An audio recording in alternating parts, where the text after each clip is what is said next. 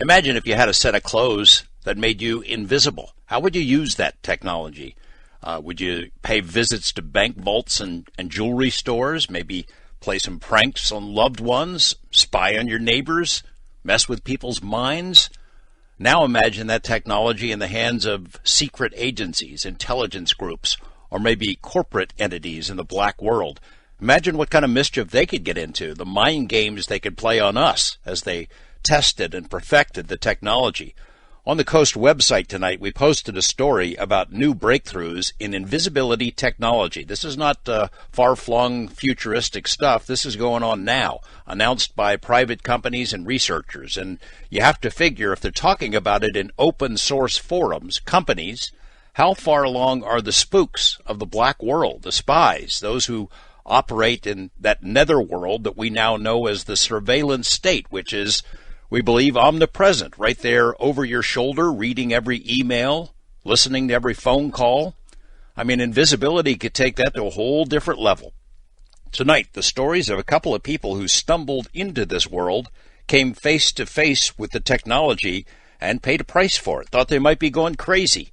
Then they found out the startling truths that it's all too real, and just how far it may have gone. It's very spooky stuff, very disturbing, as described in the book Camelio, subtitled A Strange But True Story of Invisible Spies, Heroin Addiction, and Homeland Security by Robert Guffey. In a moment, Robert Guffey, here on Coast to Coast AM. Welcome back. Robert Guffey is a lecturer in the Department of English at Cal State University, Long Beach, a graduate of the famed Clarion Writers Workshop in Seattle, author of a collection of novellas entitled Spies and Saucers. Sounds like a book we need to talk about. His first book of nonfiction, Cryptoschatology, Conspiracy Theory as Art Form, came out in 2012. The new book is Camelio, A Strange But True Story of Invisible Spies, Heroin Addiction, and Homeland Security. Welcome to the program, Robert Guffey. Good to have you here. Hello. I'm honored to be on. Man, I've finished the book today. It is a wild ride, and it's right there in the title, in the subtitle, True Story. It is a true story, right? Absolutely. You know, it's funny. I've noticed in some of the book reviews, people will wonder aloud. You know, I really love the book. It moves along like a screenplay, like a thriller. Is it really true? I think people are so used to being lied to that when you label something as a true story, they assume you're doing some sort of trick or some sort of postmodern ironic experiment or something. No, it's exactly what it says it is. It's absolutely a true story.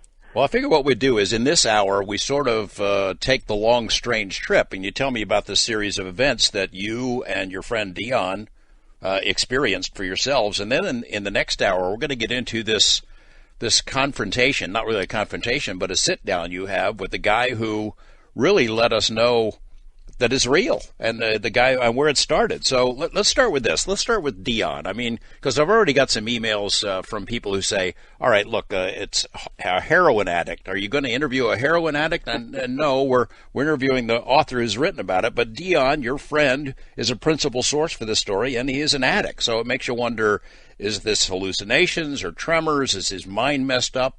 Or is this really true stuff? Okay, let me address that. Yes, for much of his life.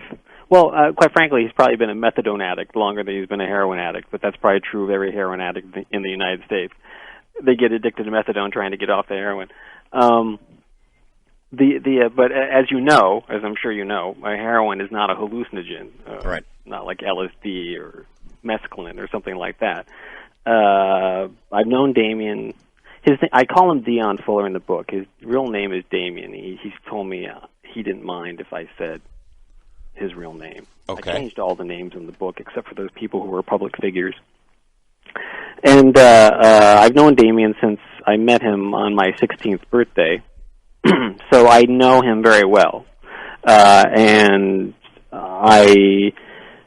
all started in summer of 2003. I remember the day. It was July 12th. I remember that because that was also the day I was being initiated into the third degree of Freemasonry, and I called Damien to tell him that I was okay if they hadn't chopped my head off or something. And he wasn't there. And I left a message, and he didn't call back. He didn't call back that day or the next day or the next day. And 7 days went by without him calling, which was unusual. When he finally did call back, he told me that he'd just got out of jail and told me this strange story. He was because he was involved in the drug world there in Pacific Beach in San Diego.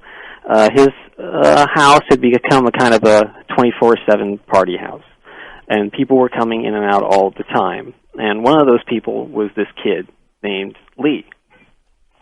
Or he said his name was Lee. Later on, the authorities told us his real name was Doyle, so I don't know what his real name was. It was either Lee or Doyle. He had gone AWOL from Camp Pendleton, but my friend Damien did not know this. And the kid asked if he could crash at his apartment, and Damien said fine. He didn't realize that not only had he gone AWOL from Camp Pendleton, but he had taken with him a DoD laptop computer, a 9mm pistol taken off the body of a dead Iraqi general, 23 pairs of high-tech night vision goggles, and a truck. I don't know how he was able to get all that stuff off of Camp Pendleton, but he did. I suspect it's probably easier than we might imagine. And one day, in the midst of this party, this kid, Lee, opens the laptop computer, and the DoD symbol appears on the screen. And immediately, Damien says, "Get that low-jack stuff out of here and get out of here." And the kid says, "Don't worry about it. They can't track this." And then about 3 minutes later, there's an officious knock at the door. Damien opens it, and there is a woman who identifies herself as, in the book I call her Lita Johnson, but that's not her name. And behind her are two officious-looking gentlemen. She identifies herself as an officer of the NCIS, Naval Criminal Investigative Services. She says she wants to search the apartment. And Damien's dad was a narcotics cop.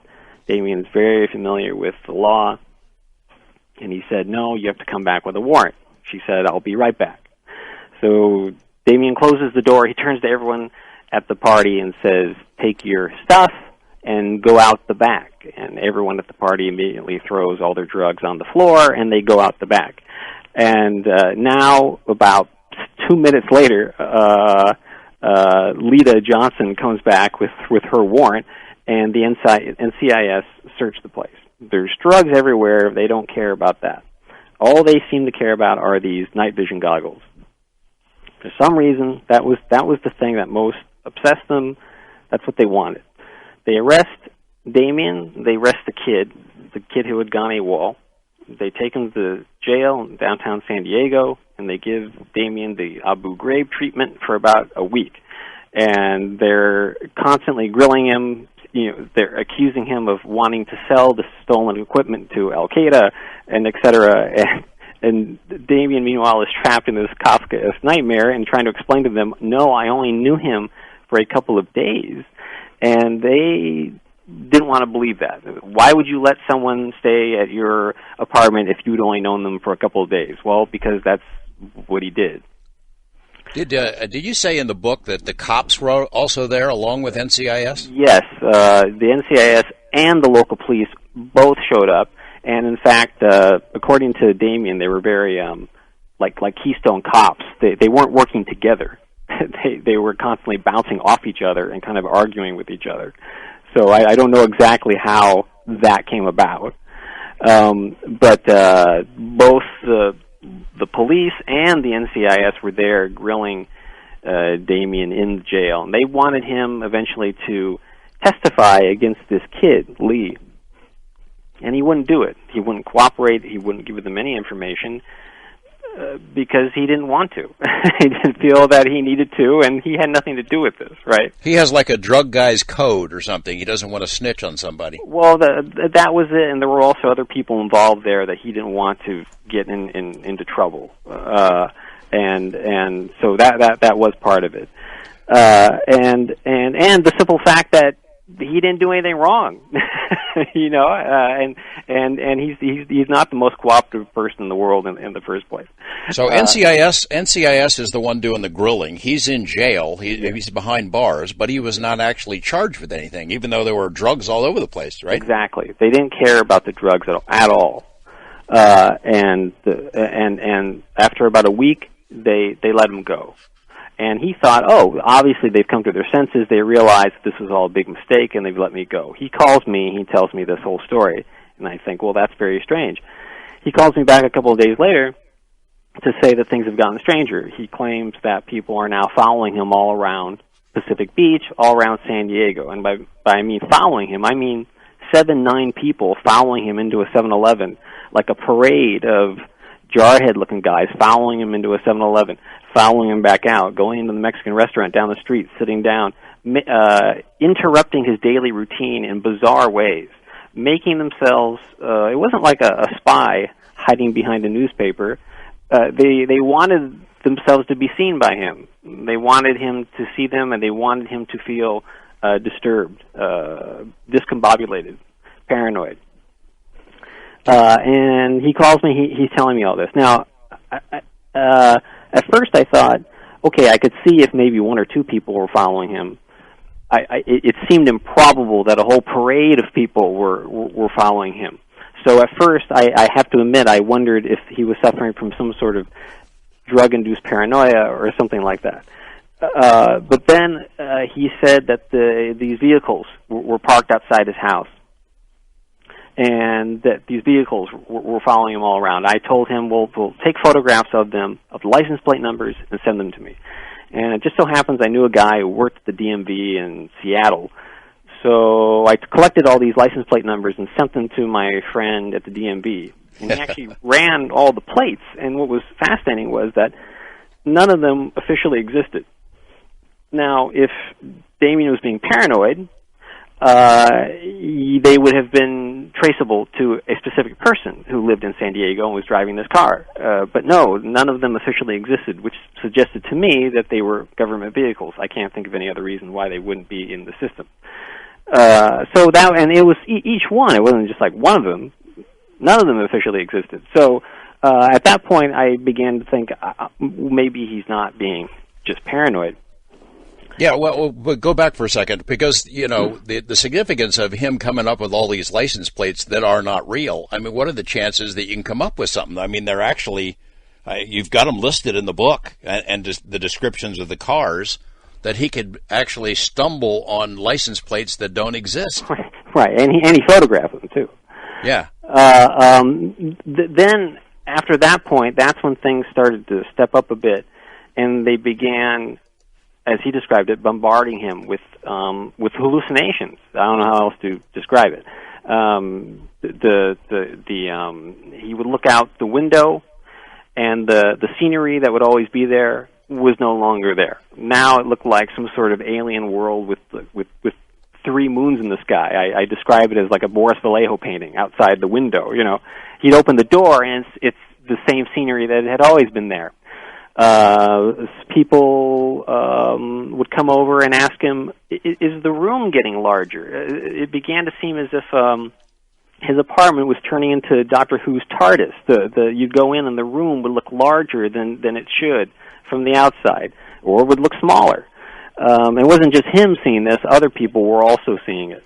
And then he began to report that there were people in his house that he couldn't see that were interacting with him, that were moving things around, that were pushing him, physically interacting with him in that way, watching him while in the room with him, but he couldn't see them, except for specific occasions. And on one occasion, he was in the bathroom, and he turned the medicine cabinet mirror. He opened the medicine cabinet, and as the mirror was in motion, as he was opening it, he could see the person behind him, but only as it was in motion. And then the other time that he could see something was when occasionally he would see these kind of dots in the air, like almost like auras, like you would see if you suffered from an intense migraine headache. But it sort of imagine that in the outline of like a person, a small person, and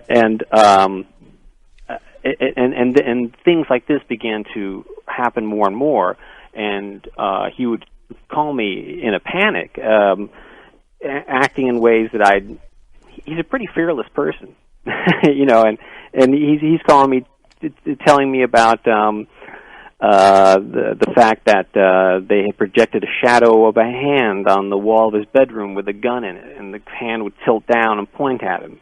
One time he saw this kind of black amorphous energy sort of crawling around the carpet on the floor that filled up his leather jacket, and then the leather jacket began to move across the floor. Things like this began to grow more and more intense, and then the neighbors who had lived there for a long time began to move out one by one and were replaced by new neighbors who seemed decidedly unfriendly. The landlord started to act very strange towards him, as if the landlord just wanted him to leave. And then in the midst of all this, Lita Johnson, the NCIS woman, would show up at his door and say, "Have you changed your mind? Would you like to cooperate with us now?" And he would say no, and then she would say, "Oh, okay." And then she and the two guys who were with her would get back in the car, they'd drive away, and then it would start all over again. Like the second they drove away, all this crazy stuff would start happening again. You're living somewhere else while this is going on. He's telling you this stuff over the phone as it's unfolding, right? Right. I was living in Torrance, and he was in Pacific Beach. Now you might then say, well, you yourself didn't see this. How do you know this was happening? Maybe he imagined this NCIS woman.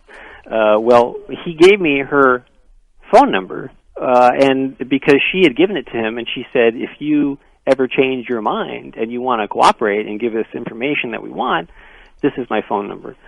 So at one point, I chose to call her, and I have the transcription of that phone call in the book, and she wasn't happy to be receiving a phone call from me. That was number one.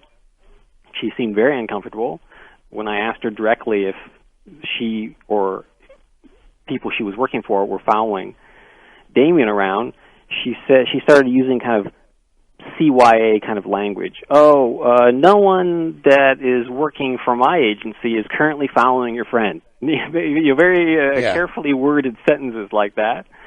And the phone call didn't go well. She basically implied that he was crazy and just wanted to end the conversation as quickly as possible. So according to Damien, though, he's had some meetings with her in between the time you eventually called her, but in between then, he met with her a few times. Oh, yes. There was one incident where they kept him up all night. I was on the phone with him and actually heard he was describing like invisible bullets coming through the wall and shattering his window or something. His window and things that were, the tchotchkes that were sitting on the shelf, and I actually heard these things exploding, and I heard Damien. He was extremely frightened, and as I say, he's not usually very frightened very easily. I mean, it was almost like poltergeist activity. That type of thing, though clearly that's not what it was. And they kept him up all night, but he was scheduled to go meet this woman and her superior at a bagel shop on Garnet Avenue, and he comes up with the quote brilliant unquote plan that he would propose to them that maybe if he volunteered to work with them to try to get these things back, that maybe they would back off a bit.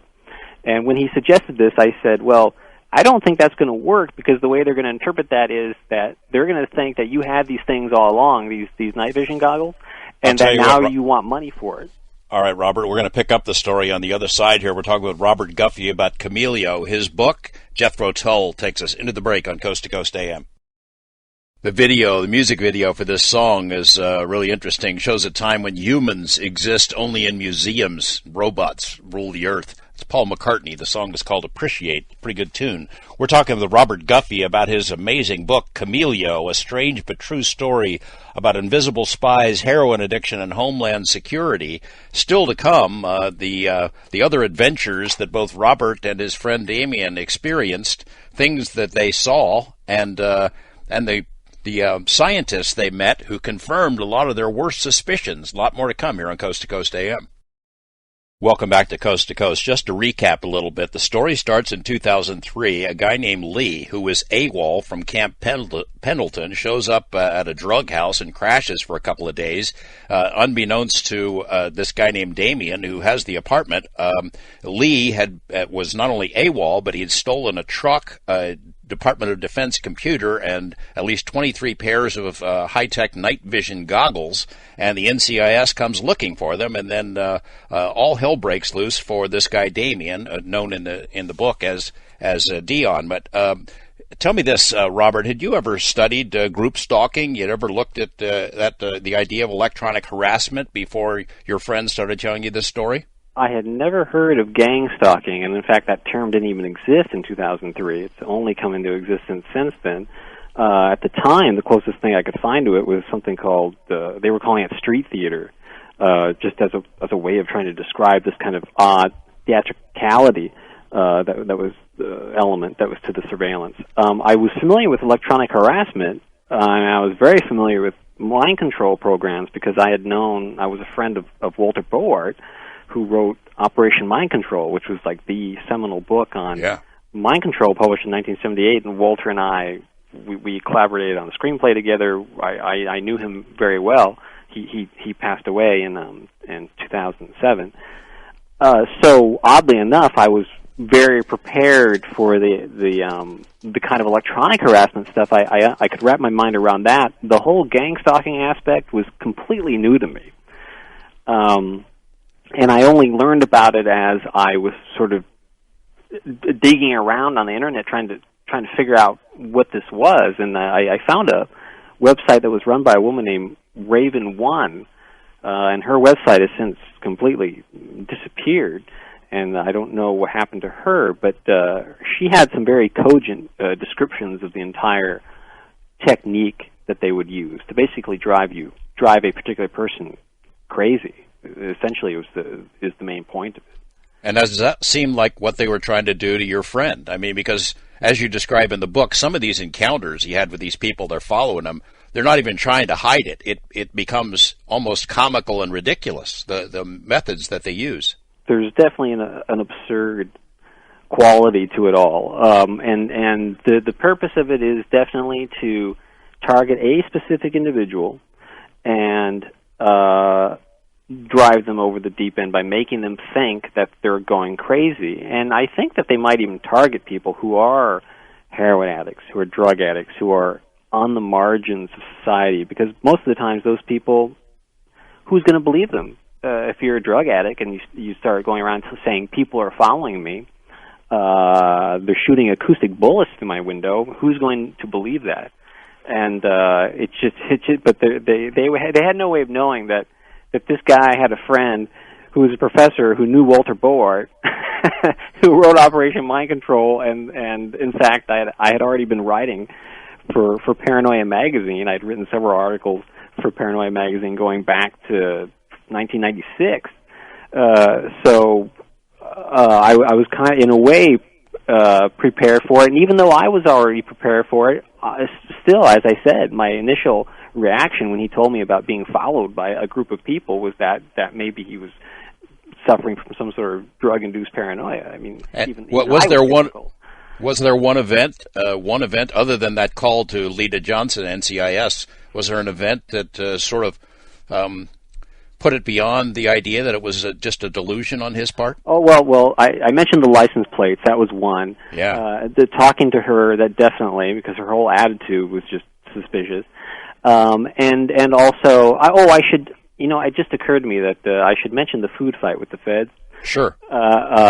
Because this actually leads into the conversation that he later has with Lita Johnson on Garnett Avenue. One day he was in the kitchen and he was making lunch, and there were these two guys who had been posted outside right outside the fence outside his window, and they'd been there for a while, and they would come by, they'd make weird noises, they would say things about him,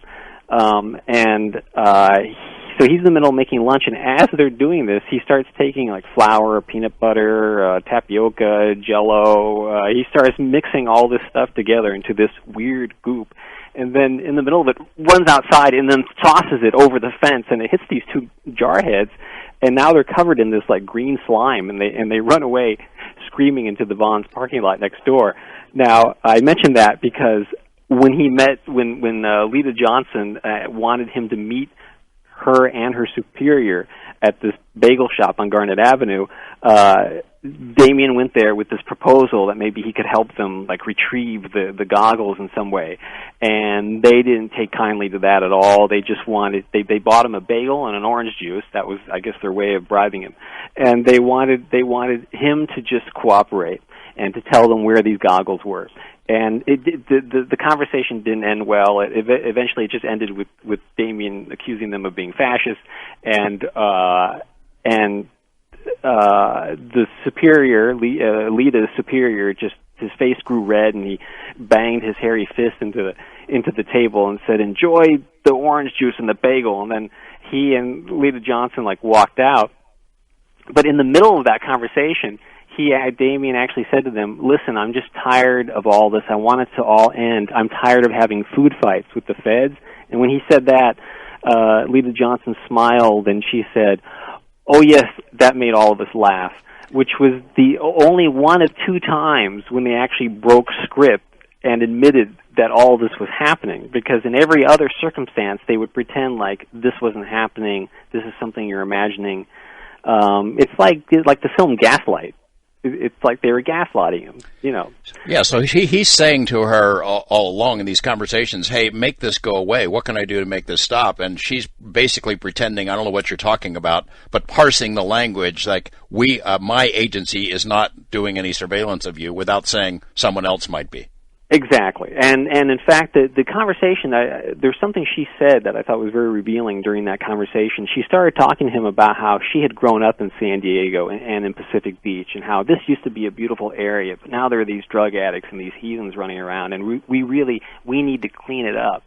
And Damien kind of sometimes has a kind of Candide-like quality about him, where if you're insulting them, he's like not aware of it. So even though she was actually referring to him when she was talking about drug addicts and scumbags and we need to clear these people out, she's talking about him. You know, It goes right over his head, and this just frustrates them more and more.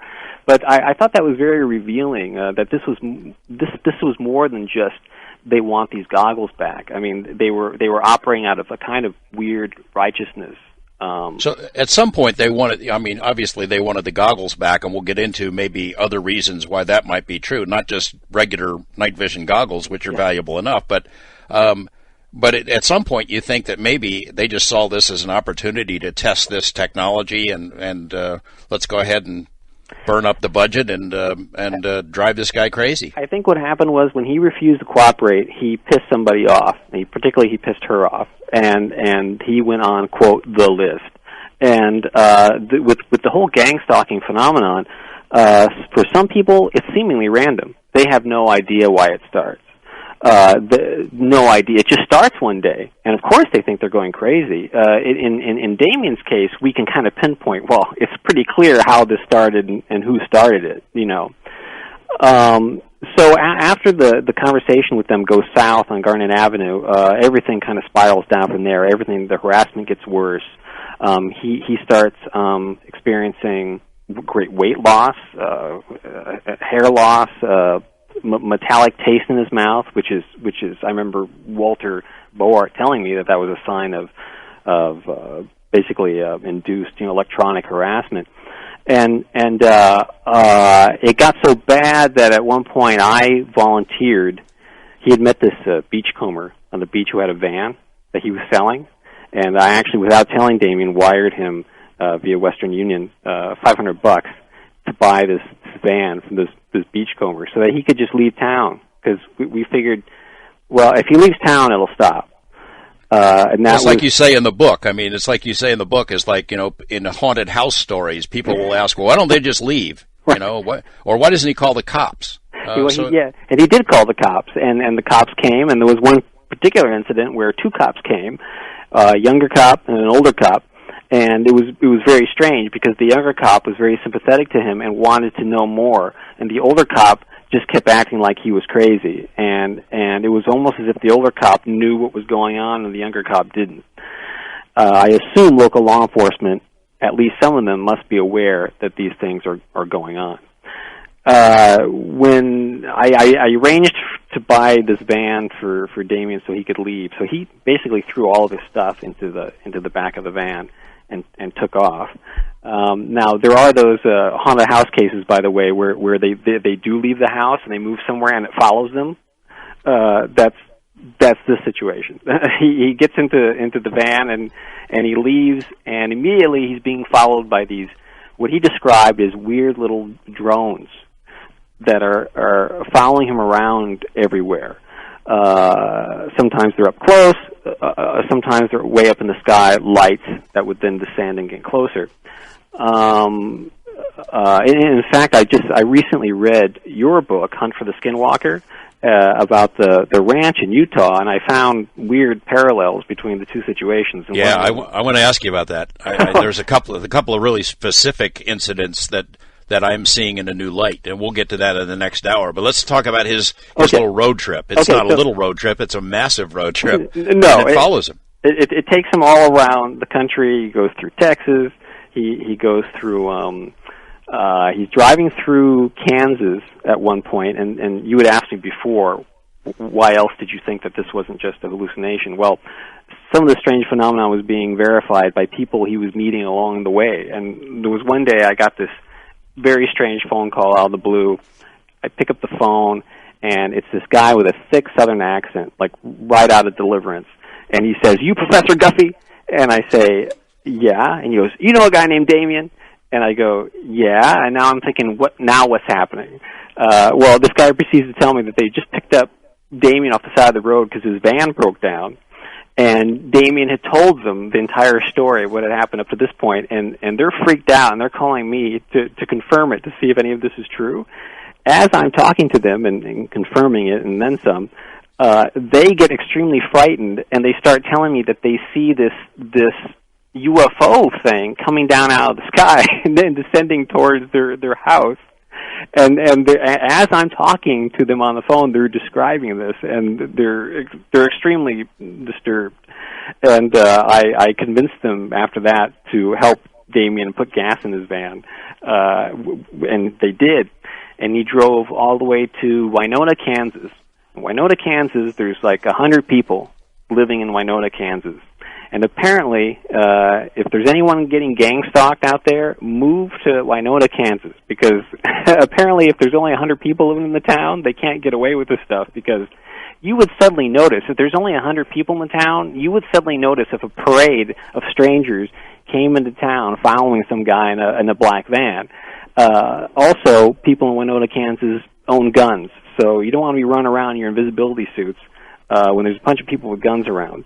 I don't think the invisibility suits prevent you from being shot. Well, there's a note for anybody suffering from gang stalking, move to a tiny little town. I want to back up. Now, back when Damien was still in his apartment, we didn't use this term, but he started talking to you about invisible midgets, and I can only imagine the first time he uses that term, how crazy you must have thought him being. Invisible midgets, that sounds ridiculous.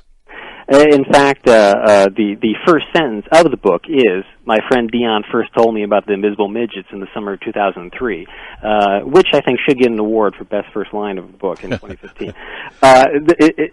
We used the term, he started using the term invisible midgets, and we started then using it over and over again, and it became a kind of comedic mantra. It was a kind of just darkly humorous thing to kind of break the tension of all of this.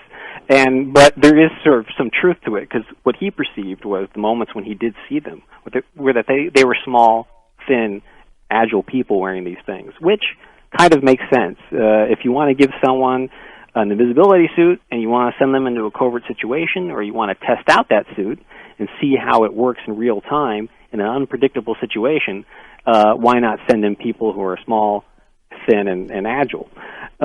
So they were little people wearing these things, according to Damien, and that makes sense to me. And so, let me ask you this part. This guy Lee, or Doyle, who was the impetus for this whole thing, the guy who was AWOL, who stole the night vision goggles, who stole the truck and the computer, he was taken into custody at the same time as your friend Damien. What happened to him? I desperately attempted to find that out. I have not been. I would love to know. If there's anyone listening who knows who that guy is, please contact me. But as far as you know, they never got back their night vision goggles, or if they got them out of this guy, it still didn't get them off of Damien's trail. Exactly. As far as I know, they never got them back, and yeah, I assume they didn't get them back. You found a news article about a theft or something from Camp Pendleton around the same time. Oddly enough, an Iraqi gun. Yes, that was another odd sort of confirmation. Someone had lost a gun, and this guy had been accused of stealing it. And he says in the article, I feel like my whole life has been turned upside down. The guy, I think, said that his whole kind of career was his military career was on the line, because they were accusing him of stealing this gun that had gone missing, and it was around the same time period that this guy went AWOL with the gun. So I don't know if they just pinned it on this other guy. I don't think they ever retrieved the gun, because as far as I know, Damien never described that the gun was there. Well, what jumped out at me was in this newspaper article, this guy says he's falsely accused of stealing this thing. They assert that he told them that it was a family heirloom. It's been in his family 20 years. He says, I never made these kind of statements. It was like people were making stuff up on his behalf. That's why I thought it kind of fit your scenario. Right. That's true as well. Yes. And we should point out, Camp Pendleton, Southern California, there's a heck of a lot of really touchy, cutting-edge, military, spooky research that goes on in these places. It was amazing. I was not really aware of how militarized San Diego is until all of this, because as I started looking into it, SAIC, which I think is a corporation that is at the heart of this, was only about within running distance of Damien's apartment, and other corporations like this were all around that area. And in fact, SAIC has since left that area, but they were there until, I think at least 2008. And I went there in 2008 to look at the SAIC headquarters that was there at the time, and I was amused to see that they were located right across the street from the Whaley House, which is notorious for being the most haunted house in California. Huh. And it just suddenly occurred to me that wouldn't it be interesting if maybe they built the headquarters there for some geographical purpose. Maybe there was something about that location that they built it there, but that's just a parenthetical speculation on my part. We'll come back to SAIC and some of the projects and research that they do, because I should point out one of the things that caught my attention about it is they had the contract to run Area 51 for a while, and we're very active here in Nevada in a variety of different kinds of pursuits, and the Nevada Test Site, and that's a big company. It's a gigantic company and a key defense contractor with all kinds of heavy-duty clearances. If anybody was doing research into this kind of thing, it would be SAIC. We're talking with Robert Guffey about his book, Camilio, A Strange But True Story About Invisible Spies, etc. Coming up in the next hour, we're going to meet the scientist who confirmed many of his worst fears. Much more to come here on Coast to Coast. Pat Benatar announcing the launching of her own little surveillance program, I'm Gonna Follow You. That could be the theme song for NCIS in San Diego, at least as it applies to Damien, the key figure in this book, Camilio, by Robert Guffey. Robert and Damien were followed, I guess, all the way across the country. This went on for months and months at a time, and I guess at some point you could say it sounds preposterous that anyone would put that much effort into it, or that there is such a thing as an invisibility cloak being used by spies to mess with people's minds. And that might be true until you reach the point where Robert and Damien meet and talk to the scientist who not only invented it, but patented this technology, and says that it was in the hands of the Army and Navy and other intel-type folks years ago. We're going to get to that in this hour on Coast to Coast AM. Robert Guffey, I wanted to make the point that while your friend Damien, or Dion as you call him in the book, is a heroin user, a methadone, and a variety of other drugs, I would imagine, over the years, you're not. You don't even drink, right? Right. I've never even had coffee. And you saw some of this stuff for yourself. I think we skipped over this part, but in between the time when this started happening and when Damien goes on the road, or while he's on the road, you experienced some really weird stuff with phone calls, trying to send him some money. Oh yes, when I was trying to send him the money to send him the $500 to get the van, to buy the van from the beachcomber. Remember, Damien did not ask me to do this. I chose to do it, and so it was going to be a complete surprise, and I wanted it to be a surprise because I didn't want anyone to know that it was going to happen, so that they couldn't prevent it from happening. You figured they're listening to your phone, right? That was clear. Yeah, that had been made clear earlier, and so I called him. And I wanted to give him the password. When you send someone money via Western Union, you have to give them a password so they can pick it up. So I wanted to give it to him. I told him, there's $500 waiting for you, so you can get the van and leave today. Here's the password. And then he stopped me and he said, wait, I'll call you back and get it from you, which was a mistake because every time he tried to call me back, the phone would go out right when I would try to give him the password. I would start to give it to him, and then it would go out. He'd call back. I'd get out one syllable, boom, and then it would cut out again, over and over and over again. And then I realized it was something unique to if you place a collect call, there's a second there where the operator is asking the other person, will you accept the collect call? In that moment, you can actually hear the other person. Right. So as the operator was asking, Damien, will you accept the collect call, I yelled out the password really quickly, and then I heard him laugh, and then it cut out at that moment. So he got in fact, I didn't yell out the password. It was a clue. It was a clue that I can't even say on the air. Right. Right. That I knew he would know, and so he was able to get it, and that way someone else couldn't get there in front of him and use the password and pull out the money before he got there. So that was successful. But I mean, there's no question somebody was messing with the phone line, so you could not communicate with him, and so he couldn't get out of town. It seems like a bizarre coincidence if it was just a coincidence. Yeah, it seemed improbable that it would just be a coincidence that happened at that moment over and over and over again. I should point out you had some other support for the story along the way, is that you ran into a woman who had a very similar experience, not only just in the general area, but specifically in the same area, same neighborhood. Oh yeah, She told me that she was followed into the very same 7-Eleven there on Garnet Avenue, had the same location, the same time period. Yeah, that was very strange. And I should mention an incident that occurred while Damien was en route to Winona, Kansas, because it's actually kind of important. I mentioned earlier that there were only 2 times where these people actually broke the script and actually admitted that they were watching him. The first time was when Lita Johnson said, yes, that was funny with the food fight, amused us.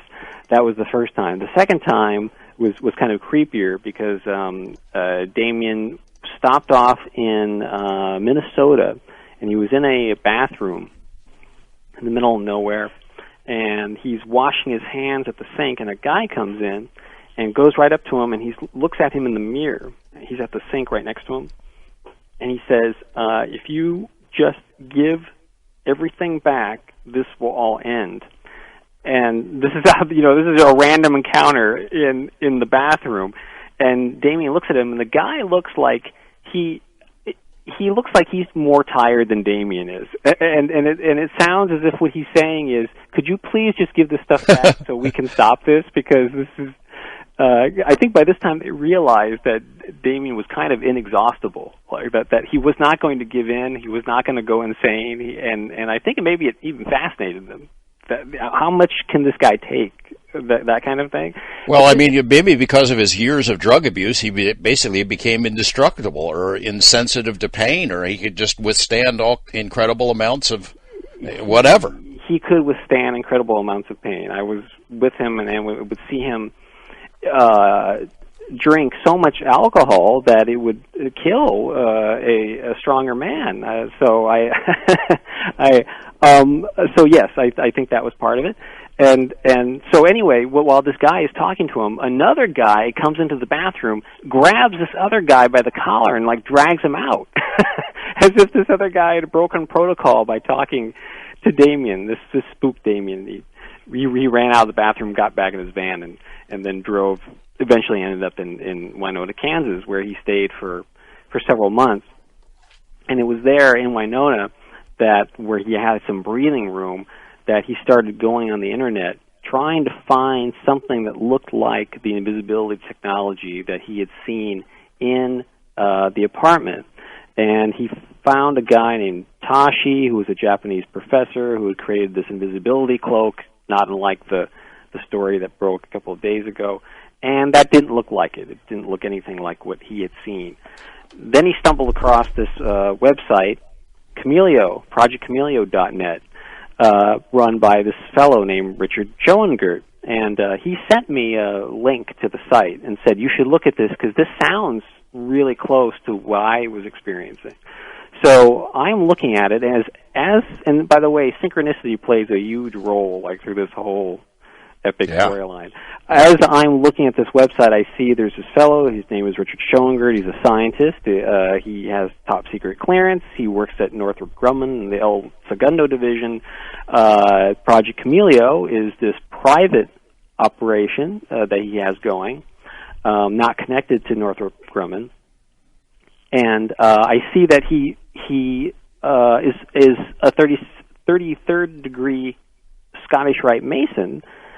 And I am a 32nd degree Scottish Rite Freemason, and that he belongs to the lodge in Long Beach, and I also belong to the lodge in Long Beach. So I suddenly realized that we're in the same Masonic lodge in Long Beach, and that I must have met him at some point in the past, or I must have interacted with him and didn't know it. So I sent the guy an email. And I said, Mr. Schoengert, I'm a member of the Scottish Rite in Long Beach, and I do interviews, and I mentioned other interviews I had done, and I said I'd like to interview you about this technology, this invisibility, chameleonic technology that you talk about here on your website. And he wrote back and he said, oh, sure, I'd love to meet you. So we arranged to meet, and Damien drove all the way to Long Beach in his van, and we arranged to have lunch. And I told Richard Schoengert that I was going to bring a friend of mine along. So I went to the lodge that morning. It was a Saturday morning. I went there. I met him. I realized I had met him before. I had seen him perform rituals at the Scottish Rite many times in the past. I instantly recognized him. And he leads me to his car in the parking lot, and we go have lunch, and I bring Damien along. We all three of us have lunch, and then we take him back to the Long Beach campus where I teach, and we both interviewed him for about 2.5 hours. And I entered into this not really knowing if this was going to lead anywhere. It could be that everything he was going to say would have no connection whatsoever to what Damien had experienced.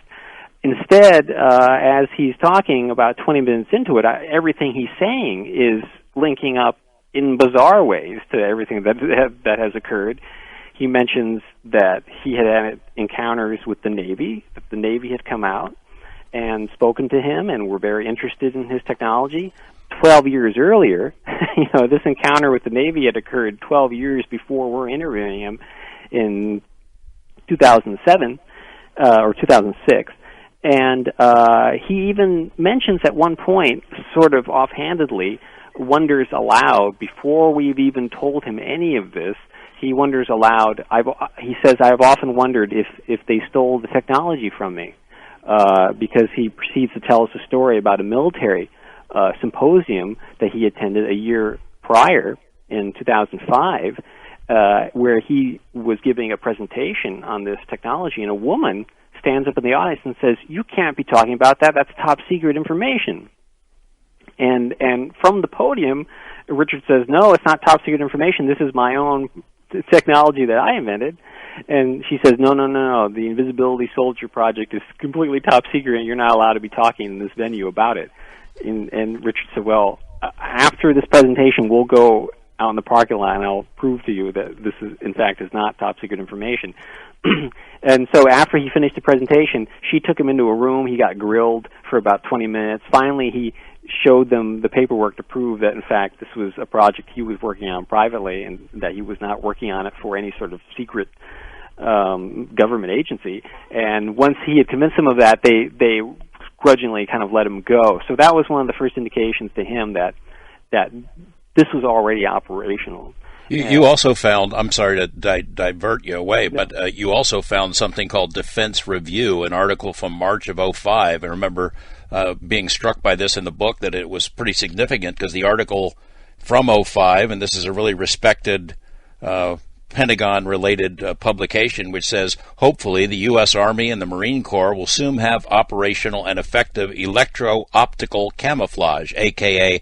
adaptive camouflage, chameleonic camouflage, cloaking technology for infantry, soldiers, Marines, and combat systems. I mean, that's pretty blatant. Oh, yeah. His proposals, he was taken very seriously, and certainly his partner, Dr. Lev Berger, is an eminent physicist, and he was taken seriously as well. They did many presentations at military symposiums about the uses of this. And while I'm talking to him, I started asking him questions like, could this technology be used to do things other than make people invisible? Could you use it to make an object look like something else? And he says, absolutely, you could. That's in my patent.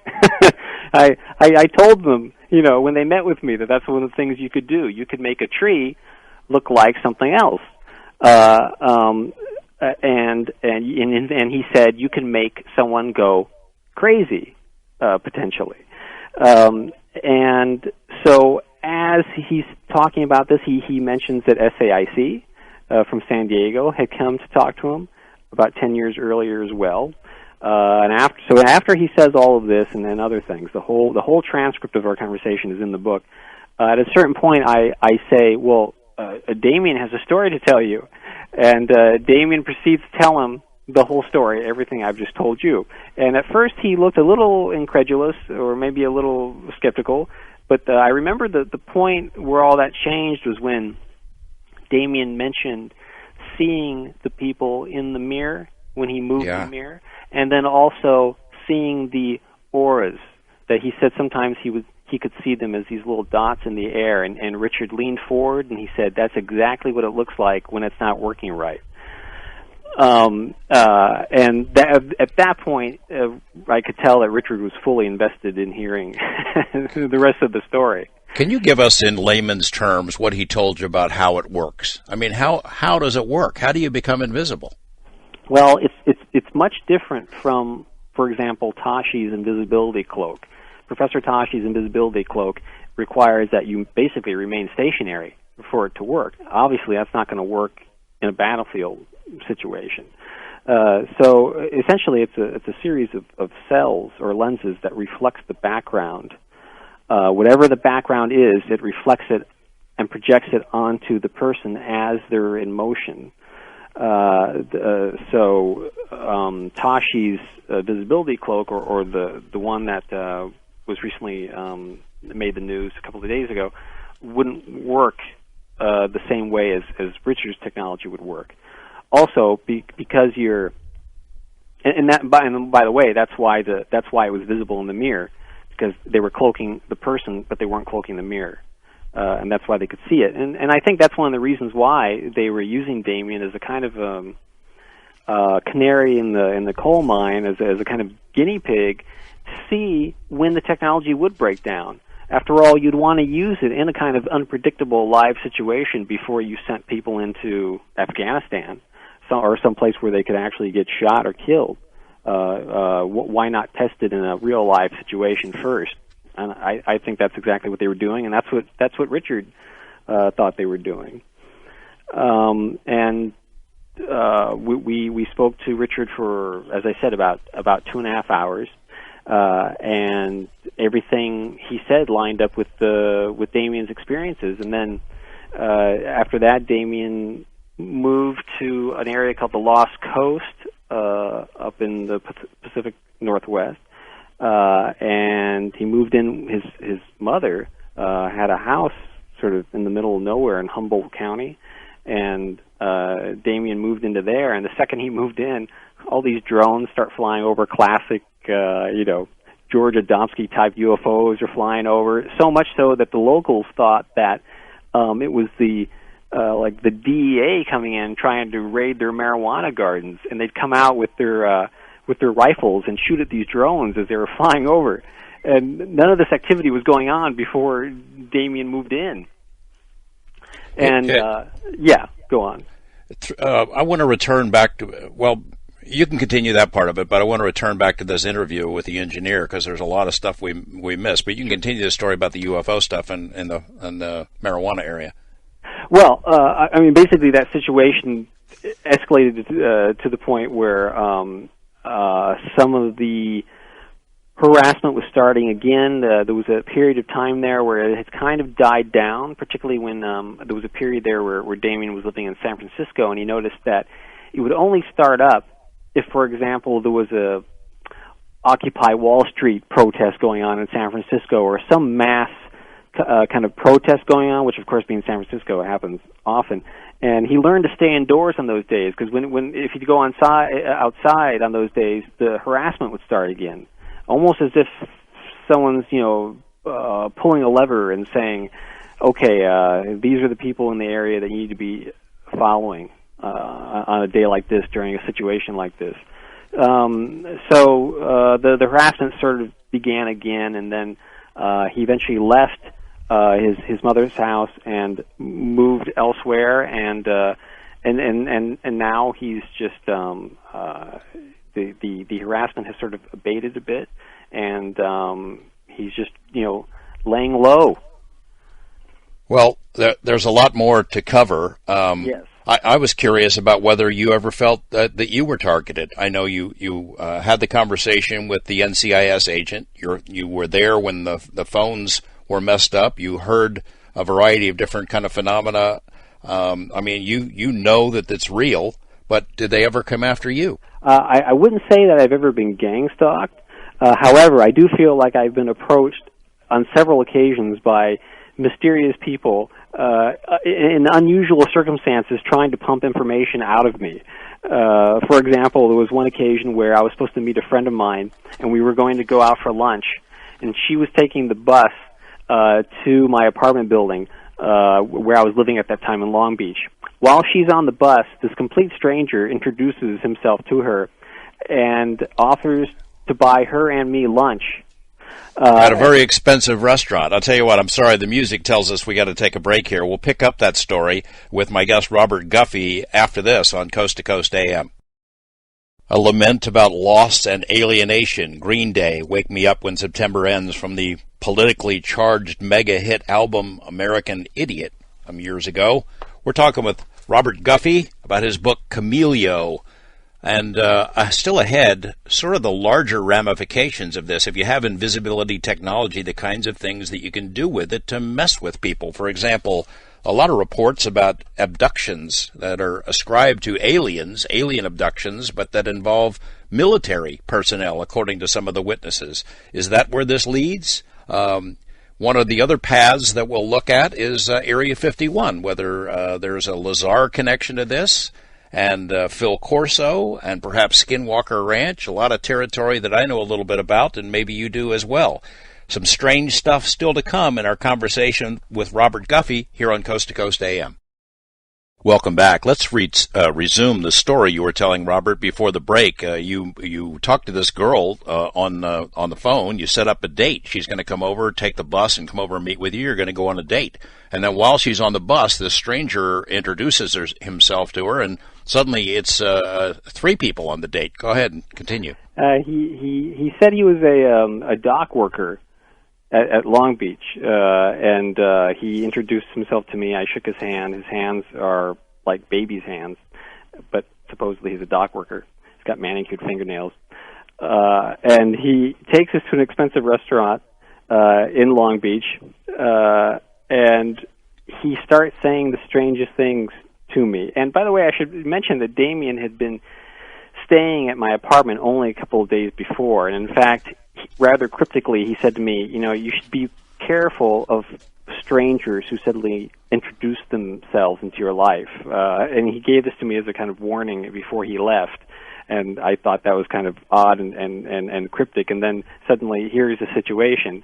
And we're standing there waiting to go into this restaurant. He turns to me and he says, are you into conspiracies and conspiracy theories? I am. And I said, oh, no, not really. And he seemed completely confused by that response, as if I was supposed to say something else. And then he goes, I just read a book called Behold the Pale Horse by Milton William Cooper. Have you ever read that book? And I go, no, I've never read that book. And he keeps referring to him as Milton Cooper, even though anyone who has read Behold the Pale Horse and knows anything about conspiracies or UFOs always refers to him as Bill Cooper or William Cooper. He keeps calling him Milton Cooper because that's what it says on the spine of the book, Milton William Cooper. So this guy who's supposedly like really into conspiracies keeps calling Bill Cooper Milton Cooper, and he says, he goes, you should read this book. It's really fascinating. He goes, do you think that maybe, what do you think of George Bush? You think he's a good president? And I said, oh yeah, I love George Bush. He's a fantastic president. And then he said, yeah, I think we should have a revolution in this country. What do you think? It was like he was trying to bait you into something, right? Oh yeah, it was ridiculous. And nothing I said seemed to jive with what he was told I was supposed to say. So he was just kind of, the whole thing became a comedy of errors.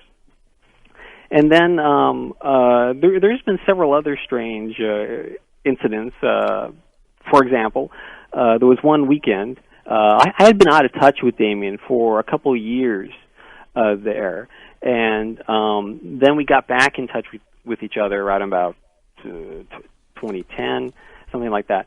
And my wife and daughter were supposed to go away. We were all supposed to go away on the weekend to Santa Barbara. The last minute, I decided to stay behind to write.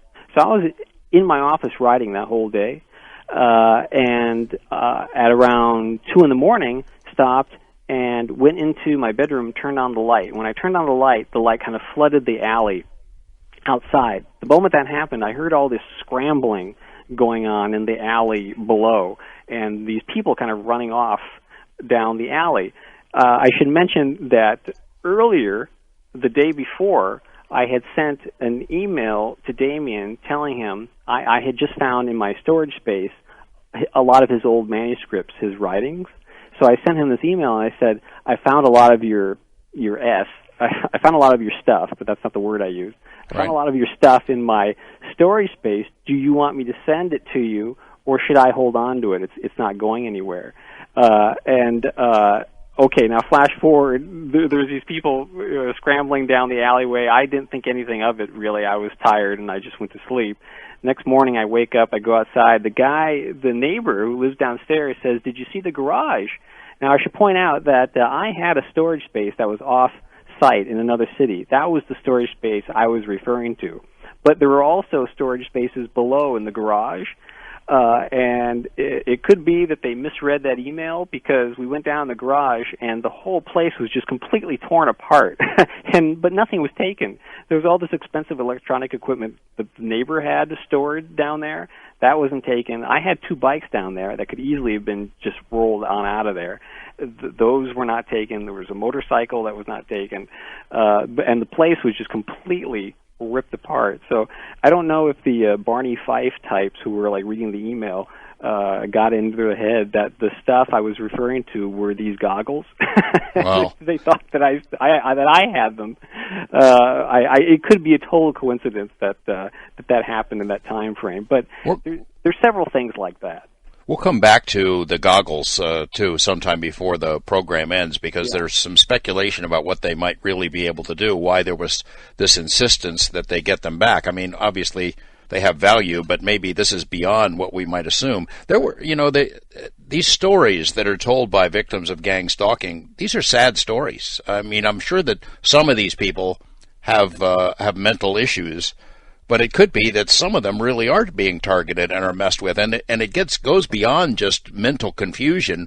You said that in the book you outlined some of the things that happened to Damien. I mean, it was really painful. It seemed like he had constant headaches, that there were noises in his head, and it seemed to be some sort of a targeted kind of technology that your interview with this inventor, this engineer, I mean, he lent some support to the idea that this stuff is real, and you found other evidence for it too. Oh yeah, we even asked Richard, could you make it seem as if a room was getting smaller or larger, that a room was larger on the inside than it appeared on the outside? He said, absolutely, you could do that, and that's exactly what was happening in Pacific Beach.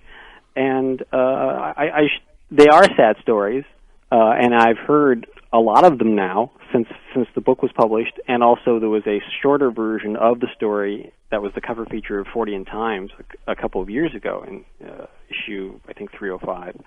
So I heard from people after that article as well, and also since the book has been published. I should point out that it's not just drug addicts and people like that who are targeted.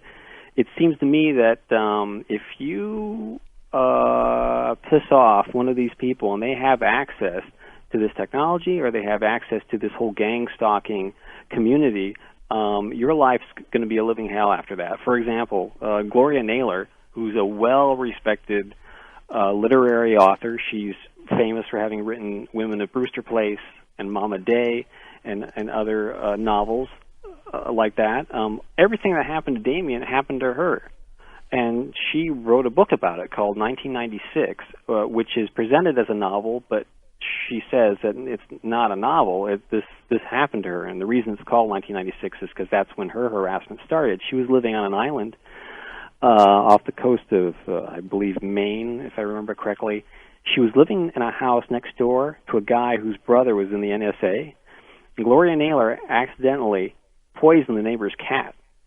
And at that point, all this harassment stuff that happened to Damien happened to her. And she wrote this book, 1996, which her regular publishers did not publish. A smaller press published it because they thought she'd gone nuts. And so it's not just drug addicts. It's not just people on the fringes. Gloria Naylor's a well-respected writer, and even she found it difficult to get her story out. The idea that you can give somebody a headache, or that you can, there are weapons that transmit noise into somebody's head, you found evidence that that's real. I mean, there's really research going on into that. Oh yeah, I mean that's been known for a while. In fact, Boart, Walter, I mentioned that I was friends with Walter Boart. He talks about it in Operation Mind Control, the ability to bypass the ear canal and implant sounds directly into your head, so it sounds like there are voices speaking to you inside your head. I should also point out that something one of the things that motivated me to get Damien out of San Diego was an incident where he experienced a kind of twilight sleep, an experience where he was on his couch in his living room in the apartment, and these people came in and held him down and injected something into his arm, and I know this was not some sort of nightmare, because it's the only time I've ever heard Damien referred to a needle with fear. And it was something he tried to struggle away from them, but they were injecting him with this thing, and it was something he distantly had this memory, as I say, as if it occurred in a twilight sleep, and that seemed really disturbing to me, and that was one of my main motivations for sending him the money to get him out of there. But in terms of the what you could do with this technology, the invisibility technology, I mentioned earlier that I was reading your book, Hunt for the Skinwalker, and there's an incident that occurs in there where you call him Tom Gorman. the man in the ranch and his right. son, see this sort of pixelated predator figure, right? And later on, it comes out of the trees there, and later on they're watching Predator, and they said that's exactly what we saw. And of course, Predator is a science fiction movie with Arnold Schwarzenegger in which there's an alien that has this kind of camouflage technology. And that movie, Richard Schoengert, in fact, references that movie in our interview with him and says, yeah, that's sort of what it is. That's what it looks like. And in fact, the Predator movie came out around the time that he started developing the technology. And so when I read that in your book, and also there's a part where you're mentioning that there was 5 teams of remote viewers who were asked to remote view the ranch, and they mentioned that they had seen that they all thought there was some sort of military connection to the ranch, and that one of them mentions that the overall impression of the group was that the location was the site of a military operation, an operation that most likely involved the U.S. Navy. And that was point one that, dinged in my head. And then one viewer described the Pentagon. 2 perceived images of a Navy ship, perhaps an aircraft carrier, which was somehow linked to the activity in Utah. The viewers saw armed men in military uniforms who wore dark sunglasses and sported Navy tattoos. And then when I got to the dark sunglasses part, that also sparked, it made me think of the goggles. Yeah. And also the orbs that were sort of surveilling them on the ranch, which I have a photograph in the front of Camilio of one of these orbs of light that was following Damien around. He got some photographs of them, but of course, often it just looks like, a bright blob against a black background. Right. I picked the best one. And put it in the front of the book, also the way that the orbs would. There's one moment where you describe Gorman as suddenly making the decision to do something he wouldn't normally do, and he runs for the thing, and he is actually able to trick the thing and hide in a haystack while it's searching for him, and that reminded me of sometimes people contact me. They say, how should we deal with this? Well, of course, I have very little advice in that regard, but I do think that if you read Camilio and see the way that Damien dealt with this situation, you can apply it to your own situation. And I think the thing to keep in mind is to do the unexpected. We all become addicted to patterns. Wake up at the same time every day, you go to the same spot every day for lunch, and et cetera, and they know that, and they're able to, by disrupting those patterns, they disrupt you. And so if you can disrupt that pattern and do things that are unexpected, which Damien often did, for example, with the food fight with the feds, it seemed like he was able to keep a step ahead of them. John Rappaport, who's an investigative reporter, he is a brilliant writer. He wrote AIDS Inc. And many other books. He wrote a positive review of the book, and he said something that I thought was rather pithy. He said, I think that Damien was able to survive the situation because he was already crazy to begin with. Yeah. And I don't mean clinically, crazy, but crazy in the sense that he's really just a genuine nonconformist and has never lived his life the way that other people live it. And so because he's already sort of outside the value grid of society, he was able to take that several steps further. And I think they were really sort of baffled and confused by him. Well, so many of the phenomena, the incidents that you report in this book, as with the Hunt for the Skinwalker book, are preposterous, seemingly on purpose, purposely preposterous, perhaps so no one else would take it seriously. It's theater, it's performance of some sort. And as you mentioned, Damien, there are some hilarious stories where he's being followed by 5, 6, 7, 8 of these jarheads, as you describe them, and he'll turn around and confront them and yell at them, and they have to pretend that he's not even there. It's funny, but it's also instructive of how you might be able to deal with these guys. I think it is instructive. It just occurred to me another parallel moment is you described the looking up into the night sky and seeing a blue sky, another sky in the sky. Right. And that's similar to when you looked out the window and saw the weird alien landscape. You mentioned in the book that you go through various proposals, various theories to explain what was happening on the ranch, and there's one chapter you devote to the possibility of this being a covert military experiment. Right. And then at the end, you kind of reject that, reasonably so, because you say, well, we know that the military wasn't experimenting with esoteric technology in 1865 because a paranormal phenomena has occurred on this location going back hundreds of years. But it occurred to me that maybe it's not an either-or proposition, that if you were going to experiment with esoteric technology, why not pick a spot that's already associated with supernatural phenomenon, where genuine supernatural phenomenon is already occurring. So your experiments are just going to sort of blur together. Yeah, so anything that happens there is under the umbrella of, well, that's just the Skinwalker legend at work and not taken seriously. We did have the remote viewer team take a look at it, just sort of as a last resort, because we couldn't figure out what was going on there, the high strangeness, and they came back with these military images, an underground facility and people sitting in a control panel and the Navy stuff, and for the life of us, we couldn't figure out a naval connection because it's up there in northeastern Utah. But now I'm taking a new look at it, and Dr. Colin Kelleher, my co-author, had the same reaction. He's read your book, and he had the same reaction and wanted me to ask you about the Predator incident and everything. And I'll tell you, it's changed my perspective on a lot of stuff. I should also mention that it gets into the Bob Lazar story, and that came up in the interview that you had with the engineer who developed this technology. Oh yeah, that makes me think of something I wanted to ask you. I had heard this from someone else, so I figured I'd ask you while I have you on the phone.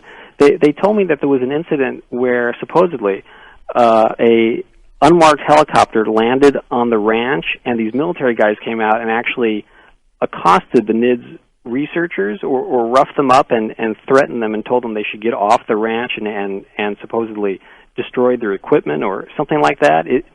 Did that occur? That's not a story that I'm familiar with. I mean, I've heard some of that kind of stuff as internet chatter, but I know the NIDS guys pretty well, and they've never shared with me a story like that. I would certainly hear that. That's kind of a story that floats around online that is of questionable source. Right. Okay. Well, I wanted to take this opportunity to get it from the horse's mouth. Yeah, the Bob Lazar story. Richard mentions it because as we're talking to him, Richard suddenly thinks of the Bob Lazar story, and again, I didn't even know when we started talking to him that he would even be familiar with that type of thing. Right. I'll tell you what, the music is telling us we've got to take a break. It is interesting how, over the course of that interview, he really opens up about a bunch of stuff, not only Bob Lazar, but also Colonel Philip Corso. We're going to get into that in a moment, and we'll be opening up the phone lines for my guest, Robert Guffey, in a bit here on Coast to Coast AM. There's a song written by a guy who had a lot of mental and personal challenges. His name was Peter Green, and this might be his masterpiece. It's Oh Well, Fleetwood Mac from 1969, kind of how we all feel about technology and the rise of the surveillance state. Oh well. Well, we've saved some of the weirdest stuff for last in our interview with Robert Guffey about his new book, Camelio. Some very strange paths still to come here in our final hour of Coast to Coast. Don't go away. Robert, I'm sure you've asked yourself why you are allowed to move forward with the book. They could certainly stop you if I'm using air quotes around it, wanted to. I suppose, I was only half joking about at the beginning of the program when I said if they're ever going to sabotage a broadcast, this would be it. But I suppose that maybe at this point they want it to leak out there in some regard. What do you think? Well, it's interesting. Selling this book was the most difficult thing I've ever done. I mean, the first thing I did was when we interviewed Richard, I condensed the interview down to publishable level. Like I got it down to like 5,000 words, and I sent it to several magazines I thought would be interested, Wired, things like that. And usually, no matter where you submit an article to, you will always get a response. It's either no thank you, a form letter, or maybe something larger than that, but you always get a response. For some reason, with that particular piece, I got no responses from nobody. It's as if they had never seen it. And it was eventually published in UFO magazine. And the reason I wanted it published in UFO magazine is because I thought that the people who read the magazine might read the interview with Richard and then begin rethinking some of their own experiences. And then when I say that, I want to be careful and note that even though you definitely could use Richard Schoengert's Project Chameleon technology to fake an alien abduction, that doesn't mean that I think that all alien abductions are explained in that way. I tend to think that they're mimicking a real phenomenon because, as you pointed out in your book, that doesn't explain events that happened in the 1800s that were documented by Charles Fort in his books, right? Well, a name that comes up in your book is Melinda Leslie. It's somebody known to this program. I think she's been on the program. I know her. She's the most best-known advocate of the idea that there are human abductions. There are abductions involving the military that are staged to look like alien events. Talk about that a little bit. It's interesting. I was at a restaurant in Costa Mesa with Melinda, and I started telling her this whole story, and I got up to the point of talking about Richard, and the point where I said that Richard had met with a corporation from San Diego, and that this corporation was interested in his technology. And before I could say it, Melinda goes, "Was it SAIC?" And I said, "Yes. How did you know that?" And she said, "That name comes up, that corporation comes up over and over and over again in these MILAB scenarios." MILAB meaning military abduction.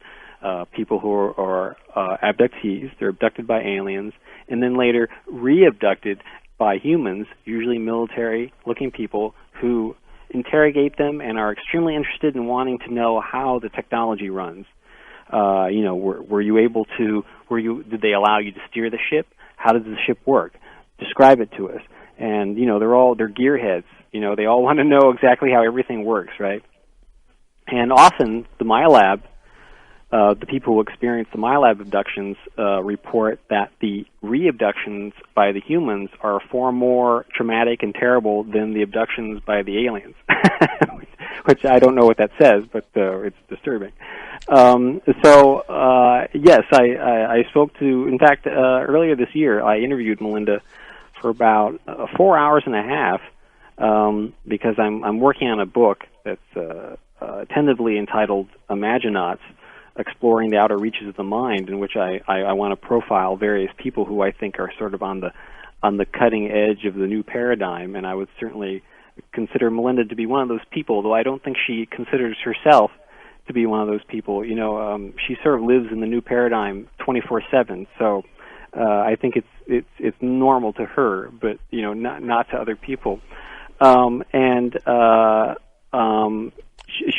entire MILAB phenomenon, I think, does tie into the scenario in Chameleon, and in fact ties back to a book that was published in the late 1970s, and that is Messengers of Deception by Jacques Vallée, who, by the way, the publicity manager at Aura Books contacted me and said, "I got this letter in the mail from someone who wants me to give him your home address. Can I give it out to him?" And I said, "Well, who is it?" He goes, "It's this guy. I don't know. It's a French guy, Jacques Vallée. I don't know." And I said, "Oh, Jacques Vallée? Yes, give him my address, please." And Jacques Vallée sent me a note, just a brief note, saying that he liked Chameleon and liked it even better than Cryptoschatology, which was my first book. And so I've been meaning to write him back and say thank you, but it occurred to me he might be listening. So thank you, Jacques Vallée, for the note. But in that book, Messengers of Deception, Jacques Vallée mentions meeting this man who he calls Major Murphy, but it's not his real name, yep. who first introduces to him the idea that alien abductions could be something that could be faked. And he mentions several military operations where they took advantage of the local folklore. For example, in Vietnam, the Vietnamese had deep beliefs about vampires, and they actually staged these murders to look like as if vampires had attacked these Vietnamese, hung them upside down from trees with holes in their necks, things like that. This was an actual military operation. There was a scenario back in the 50s where the CIA was spying on Tibet, and they used an imaginary expedition to hunt for the abominable snowman in order to do that. So you could say, thank goodness our military has these capabilities to use them to protect us. And then you hear stories about people like Melinda Leslie who are terrorized, or your friend Damien, who they're spying on him in the bathroom in his most private moments. That's not what I want our government to be doing. Oh, Damien said to me several times that he got the sense that there was a definite perverse aspect to all of this. And it seems to me that the people who are doing this are either compromised people, criminals themselves, people who have been arrested. They're made a deal. We can either send you to jail or you do this for us. So the people who are doing this are already compromised people. And there's no oversight to speak of. I mean, it's completely out of the purview of Congress or, inspector generals or something like that. Absolutely. And also I wanted to mention before I forget that if there are people listening who are being gang-stalked, and I'm sure there are people listening who are being gang-stalked, I would like to recommend a website that's called fightgangstalking.com. There's a lot of websites out there about gang-stalking, and a lot of them are either useless or disinformation or crazy, but this particular one is extremely useful and rational, fightgangstalking.com. And there's a section called Tactics for Fighting Back, and it's just a long list of things that you can do that are very simple to fight back against this kind of harassment. All right. We'll check it out. I want to go back to the interview with the engineer because there's so much that we have not covered. Yeah. You mentioned how Melinda Leslie pops up with the name SAIC. This engineer did the same thing, sort of, and when talking about who might have ripped off his technology, that's what he came up with. Yeah, and of course he mentions it before Damien starts telling him the story. I mean, that was the first. That's where my eyebrows suddenly were raised when where Richard mentions the San Diego connection, and then it was just one link after another after that. And during the course of that interview, Richard, who's a very interesting person, by the way. I mean, I recently interviewed him again at his home, and I'm looking at the manuscript right now. I'm editing it as we speak, and in this new interview, I focus entirely on just Richard's interest in Freemasonry, Rosicrucianism, esoteric mysticism, and its connection to science. And so he covers in there how the main inspiration for Project Camilio actually came from the fact that he's a Rosicrucian, and that he had known people, or he had heard of people in the Rosicrucian order who claimed that they could make themselves invisible, that they had such control of their mind that they could make it like the shadow. They could make it seem like hypnotize people so that others could not see them. And that this idea fascinated him, and he began thinking, well, how could you do that with science, and not mysticism? But Richard had a top secret clearance all the way up until he retired, which was just last year at age 85. During the course of this interview, he suddenly brings up names like Bob Lazar and Philip Corso, and I wasn't really expecting that. No, I was really surprised. I mean, I had no idea that's where the book was heading, and was very surprised when first Corso and then the Lazar name came up. Corso, I don't remember seeing this in the book, but you might recall that Colonel Corso had said that he handled, of course you note this, but he had handled wreckage, that his employer had wreckage from a crashed saucer, and that they dispersed it to labs that do work for the military, didn't really tell them where it came from, and let them sort of develop it. I don't know if you remember, but one of the things he says that came from the wreckage was night vision goggles. Yes. Yes, in fact, I had forgotten that. Yeah, you're right. there's a certain symmetry there with your engineer saying that he was familiar with Corso and he thought the scenario was perfectly plausible, that maybe that's exactly how it would work, that even some of the researchers who think they came up with some of the ideas don't realize where the initial inspiration came from. Oh yeah, Richard had no problem with that idea at all. In fact, when I asked him, when he brought up the film The Predator, and then I say, well, do you think it's possible that some of these films are actually leaked information, a kind of time-released aspirin?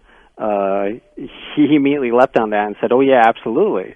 He had no problem with that idea at all. And in fact, right after that interview with Richard was published in UFO magazine, I got an amusing phone call from a woman who is actually a rather well-known special effects expert in Hollywood, and she was working on the film G.I. Joe, The Rise of Cobra, which has invisibility technology in it.